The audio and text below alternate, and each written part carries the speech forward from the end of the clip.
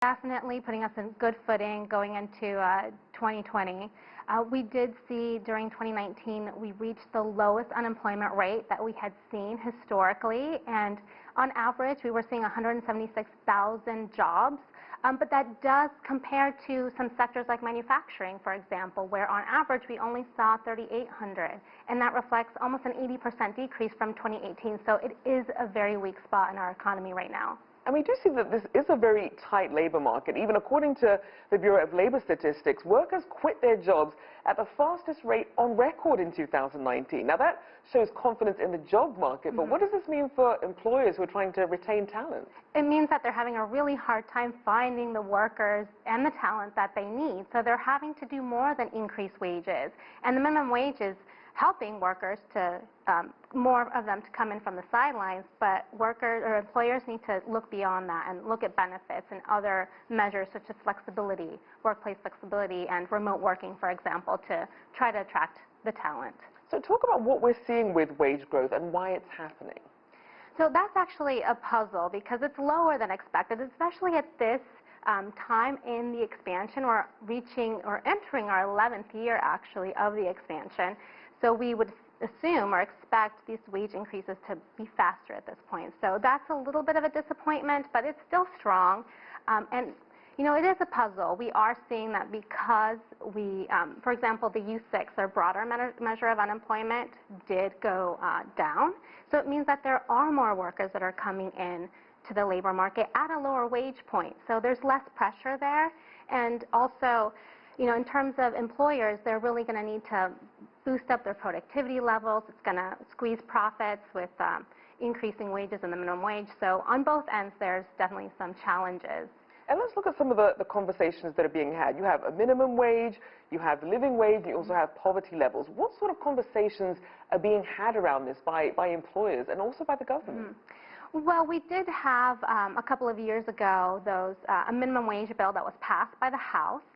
And that didn't really move anywhere, right? And especially in this administration, it's more business friendly. I don't expect to see a lot of movement at the federal level, and that's why we're seeing more increases in the minimum wage at state and localities as well. But even the private sector, for example, Amazon had increased their minimum wage to $15 an hour in 2018. Target also has said that they're going to increase their wages to $15 an hour by the end of this year. So that adds pressure on other employers to also follow suit, regardless of what's going on with the government. Now, we saw Washington State is implementing some of the country's toughest overtime laws, and they're saying that it's going to really protect hundreds of thousands of salaried workers, and also it's supposed to be a way to help rebuild the middle class. What are your thoughts on this and other labor policies that are really meant to be helping going forward?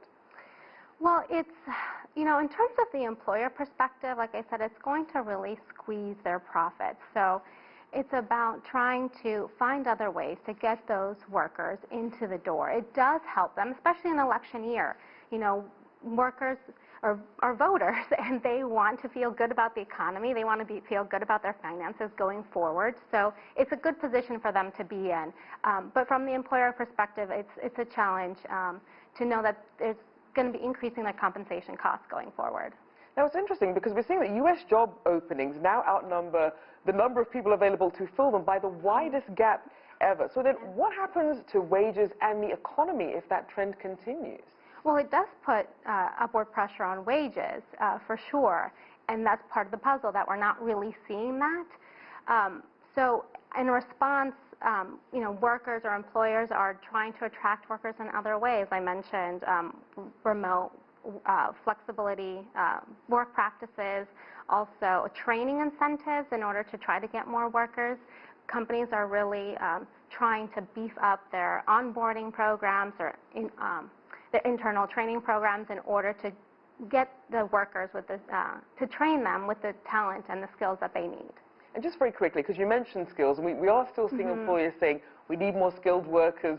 Why do you think we're still not really seeing those dots being connected to be able to get the training to fill these jobs? Well, it's about the fact that employers are really trying to expand the pool of workers that they can tap into. And part of that means reducing the skill requirements, the work experience, and the education requirements in order to get those workers into the door. And once they do have them, then they're able to train them that extra step they need and with the specific skills that those employers are looking for. So it's just a way, again, to get even more of those workers in from the sidelines.